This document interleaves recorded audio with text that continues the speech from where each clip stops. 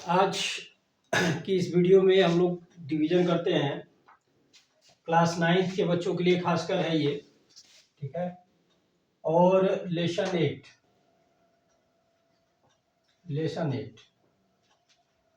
Programme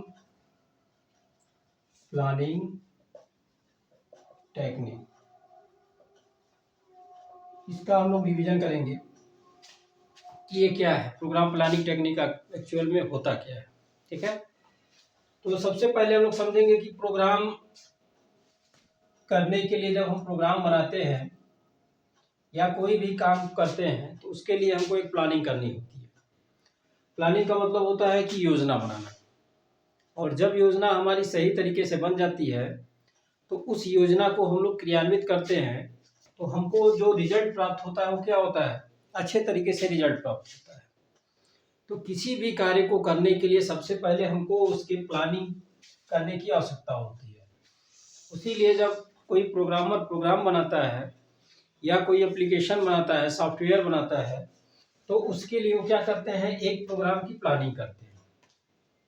अब programme की planning में बहुत सारी चीज़ें हैं, जैसे प्रोग्राम को समझना, कैसे समझा जाएगा। प्रोग्राम को अगर हम डायग्राम के रूप में प्रदर्शित करें, एक उसका मॉडल तैयार करें तो कैसे उसको बनाएं, ठीक है, उसके लिए क्या टेक्निक अपनाएंगे, या उस चीज़ को प्रोग्राम को शॉर्टकट में लिखना हो तो हम क्या करेंगे। तो इसके लिए विभिन्न स्टेप्स बताए गए हैं जो कि हमारे निम्न स्टेप्स हैं। तो प्रोग्राम प्लानिंग के जो है, प्लानिंग के लिए जो स्टेप्स हैं, तो प्रोग्राम प्लानिंग स्टेप्स, इसके जो स्टेप्स हैं वो निम्नलिखित स्टेप्स हैं जिनको हम लोग फॉलो करते हैं। क्या है उसको देखिए। प्रोग्राम प्लानिंग स्टेप्स में ये कुछ चीज़ें हैं, जिसमें से सबसे पहला जो है वो क्या है, प्रोग्राम डेफिनेशन, ठीक है। इसके 8 स्टेप्स हैं जिनका हमको फॉलो करना होता है। तो program definition, program planning, program designing, program coding, program debugging, program testing, program documentation, फिर प्रोग्राम मेंटेनेंस एंड इम्प्रूवमेंट। ये 8 स्टेप्स होते हैं जो हमको प्लानिंग करने के लिए सबसे जरूरी होता है जानना। डिफिनीशन का मतलब होता है प्रॉब्लम डिफिनीशन, मतलब कि प्रॉब्लम को कैसे हम डिफाइन करेंगे। मीन्स हमको क्या करना है, सबसे पहले क्या करना है, व्हाट कैन वी डू, क्या हमको करना है और उसका क्या आउटपुट मिलेगा, ठीक है। इसको जानना जरूरी होता है। तो ये सारी चीजें हम डिफाइन करते हैं प्रोग्राम डिफिनीशन में, ठीक है। तो जब समस्या का पता हो जाता है कि हमको क्या करना है तो हम क्या करते हैं, उस समस्या को करने के लिए प्लानिंग करते हैं। मीन्स रूपरेखा तैयार करते हैं, प्लान बनाते हैं। और जब प्लान बन जाता है तो उसको डिजाइन किया जाता है। एक मॉड्यूलर वे में उसको क्या करते हैं, हम लोग डिजाइन तैयार करते हैं ताकि उसका सही तरीके से प्रोसेसिंग हो सके। और डिजाइन तैयार करने के बाद हम प्रोग्राम की एक्चुअल कोडिंग लिखते हैं किसी भी प्रोग्रामिंग भाषा में। जैसे आपके हाई स्कूल में सी है, इंटर में C++ है, जावा है, ETC, किसी भी लैंग्वेज में हम क्या करते हैं, उस प्रोग्राम की कोडिंग को लिखते हैं। डिबगिंग, डिबगिंग का अर्थ होता है प्रोग्राम में आए हुए गलतियों को दूर करना, यानी कि जो बग्स होते हैं, बग्स मतलब होता है गलतियां, एरर्स। इन एरर्स को दूर करने का काम हम क्या करते हैं, प्रोग्राम डिबगिंग के अंतर्गत करते हैं। टेस्टिंग, टेस्टिंग में क्या होता है, जब हमारा प्रोग्राम तैयार हो जाता है और गलतियां दूर हो जाती हैं तो उसको हम क्या करते हैं, टेस्ट के लिए तैयार करते हैं कि एक्चुअली में जो हमने डिफाइन किया है, प्लानिंग बनाया है, डिजाइन किया, उसके अनुरूप हमारा प्रोग्राम चल रहा है कि नहीं चल रहा है। तो ये हमारे टेस्टिंग के स्टेज में होता है। और जब ये सारे काम हो जाते हैं 6 स्टेप तक, तो फिर हम लोग क्या करते हैं, उसका डॉक्यूमेंटेशन बनाते हैं। डॉक्यूमेंटेशन का मतलब स्टेप बाय स्टेप उसको नोट करके रख लिया जाता है ताकि भविष्य में अगर हमको आवश्यकता पड़े तो हम उसका उपयोग कर सकें। लास्ट में मेंटेनेंस, क्या क्या हमको किए हैं, उसमें क्या क्या समस्याएं आई हैं या उसको कैसे हम दूर करेंगे, और फिर उसको इम्प्रूवमेंट करना है। अगर by the way in the future के लिए अगर उस प्रोग्रामिंग में हमको कोई चीज़ नया जोड़ना है, नई चीज़ ऐड करना है, इम्प्रूवमेंट करना है, तो हम लोग इस स्टेप्स का प्रयोग करेंगे। तो ये हमारे चरण हो गए, इसके स्टेप्स हो गए, प्रोग्राम प्लानिंग स्टेप्स, यानी कि प्रोग्राम प्लानिंग के चरण 8 स्टेप्स हैं, ध्यान से इसको नोट कर लीजिए। ठीक है, अब है प्रोग्राम प्लानिंग टेक्निक्स।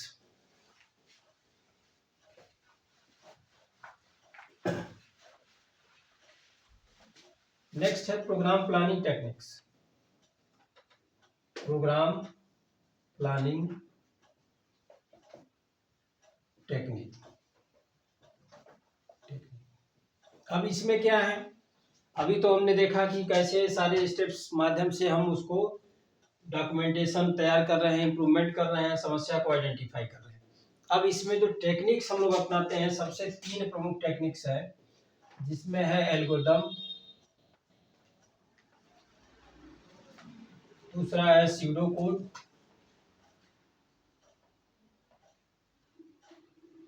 और तीसरा हमारा है फ्लो चार्ट। फ्लो चार्ट, ये 3 टेक्निक अपनाई जाती है प्रोग्राम प्लानिंग टेक्निक्स के लिए। एल्गोरिथम, स्यूडो कोड, ठीक है, एल्गोरिथम, स्यूडो कोड और flow chart.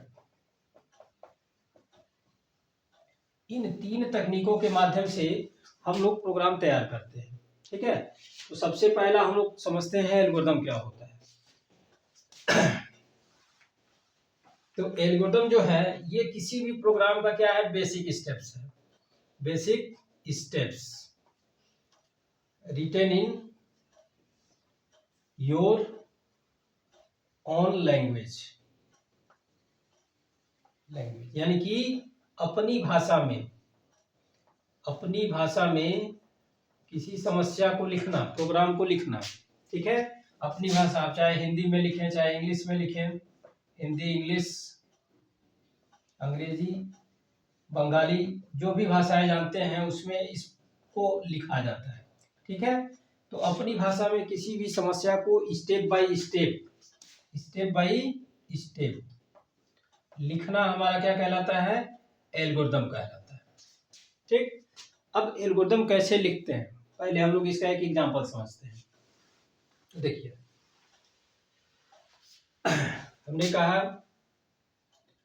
Right and algorithm to calculate sum of 2 number, या फाइंड सम ऑफ 2 नंबर। 2 नंबरों को जोड़ने के लिए हमको क्या करना है, एल्गोरिथम लिखना है। तो बिल्कुल सिंपल भाषा में आप लिख सकते हैं, जैसे स्टार्ट हियर। दूसरा, अब चूंकि 2 नंबरों को कैलकुलेट करना है, फाइंड सम फाइंड करना है, find the sum of 2 number. तो सम फाइंड करने के लिए मान लीजिए 2 नंबरों का है, तो एक नंबर x हो गया, दूसरा नंबर y हो गया। तो इसके लिए हम लोग फार्मूला क्या सेट करेंगे कि x प्लस वाई, जब इसको जोड़ेंगे तो ये किसी वेरिएबल में स्टोर होगा। तो सम नाम के वेरिएबल में क्या हो गया, स्टोर हो गया। ठीक, तो यहाँ 2 इनपुट वैल्यू हो गए, एक x हो गया और एक ये क्या हो गया, y। ये दोनों क्या हो गए, हमारे इनपुट मान हो गए। ये क्या हो गए, इनपुट वैल्यू हो गया। और जब इन दोनों का मान हम देंगे तो जो इससे हमको आउटपुट प्राप्त होगा वो कहाँ आएगा, सम में आ जाएगा। तो यहाँ पे सम वाले वेरिएबल में क्या हो जाएगा, स्टोर हो जाएगा। ठीक है, तो ये हमारा आउटपुट हो गया, ये जो हो गया हमारा क्या हो गया, आउटपुट वेरिएबल। ठीक, तो 2 इनपुट मान देंगे तो हमको सम मिल जाएगा। अब इसी के लिए हमने यहाँ पे सूडो कोड लिखा है, एल्गोरिथम लिखना शुरू कर रहे हैं। तो स्टार्ट इनपुट, इनपुट में क्या क्या हमको लेना है, 2 वेरिएबल x एंड y। ठीक, ये हमारी पहली लाइन हो गई। फिर तीसरा स्टेप क्या हो गया, use following formula to find sum प्राप्त करने के लिए निम्न फार्मूले का यूज करिए। फार्मूला क्या है, sum equal to x plus y. ठीक, एक्स प्लस वाई। ये फार्मूला हमने यहाँ पे क्या किया, सेट कर दिया।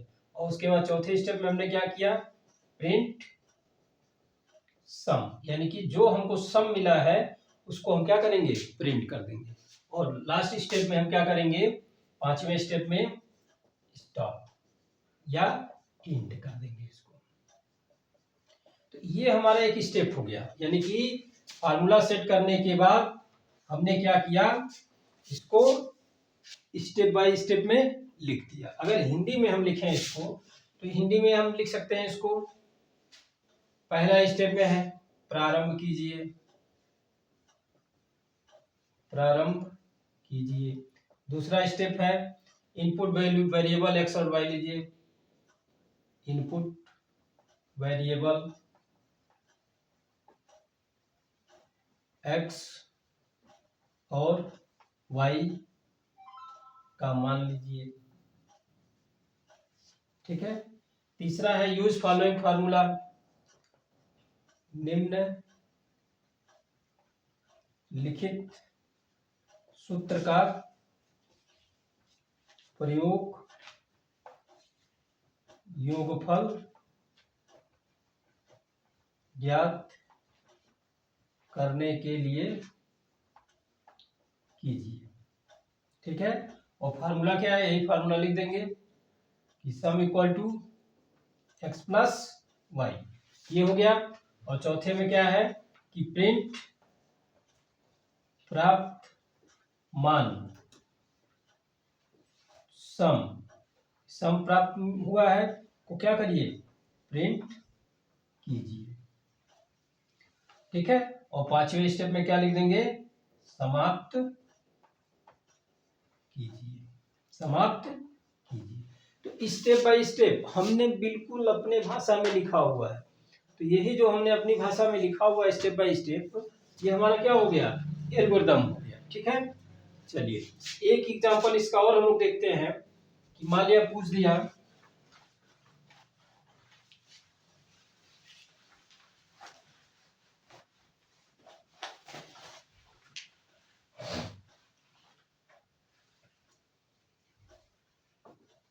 write an algorithm to find simple interest, simple interest, यानी कि साधारण ब्याज ज्ञात करने के लिए हमको क्या करना है, प्रोग्राम लिखना है। तो साधारण ब्याज का सूत्र क्या होता है, साधारण ब्याज बराबर मूलधन गुणे दर गुणे समय बटे 100। इंग्लिश में हम लिख सकते हैं इसको शॉर्टकट में SI, simple interest, SI equal to P primary amount, rate R for rate और टी फॉर टाइम, और डिवाइड बाई 100। ये हमारा फार्मूला सेट हो गया। अब इसमें तीन इनपुट वैल्यू है, एक है पी, एक है आर और दूसरा है, तीसरा है टी, ठीक है। तीन इनपुट मान देंगे तो हमको क्या मिल जाएगा, एसआई मिल जाएगा। इसके लिए एल्गोरिथम कैसे लिखा जाएगा, तो step 1 start here, second input 3 variable P R and T, ठीक। ये तीनों मान हमने क्या किया, यहाँ पे इनपुट कर लिया। नेक्स्ट स्टेप में 3 use following formula to calculate SI simple interest. क्या हमने फार्मूला लगाया है, SI equal to P into R into T divide by 100। तो ये मान हो गया हमारा, फार्मूला हमने लिख दिया। अब ये जो फार्मूले की वैल्यू हमको किस में मिल गया, एसआई नाम के वेरिएबल में मिल गया, तो एसआई वेरिएबल में आ गया। अब इसी को हम क्या करेंगे, चौथे स्टेप में print the value of SI, यानी कि एसआई के मान को क्या कर देना है, प्रिंट कर देना है। और पांचवा स्टेप क्या हो जाएगा, स्टॉप, ठीक। इसी को एक स्टेप में हम लोग हिंदी में लिखेंगे। तो हिंदी में क्या लिखेंगे, कि प्रारंभ कीजिए, प्रारंभ कीजिए। ठीक, ये हो गया। इनपुट 3 वेरिएबल पीआरटी, 3 मान, 3 इनपुट मान, 3 इनपुट मान पी आर और टी को लीजिए। ठीक है, लीजिए। ठीक, और एसआई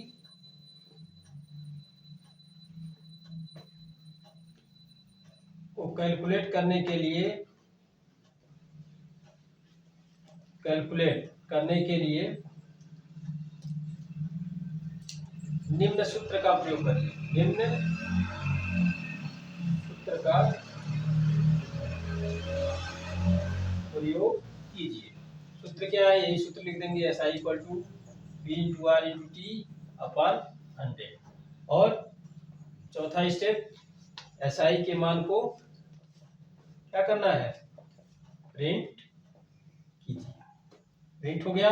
और पांचवा, समाप्त कीजिए। ठीक है, तो ये हमारा एल्गोरिथम हो गया, जिसको हमने क्या किया, स्टेप बाय स्टेप में लिखना प्रारंभ किया, बिल्कुल अपनी भाषा में, जैसे हमको लिखना है सिंपल तरीके से हम लोग इसको लिख सकते हैं। ठीक है।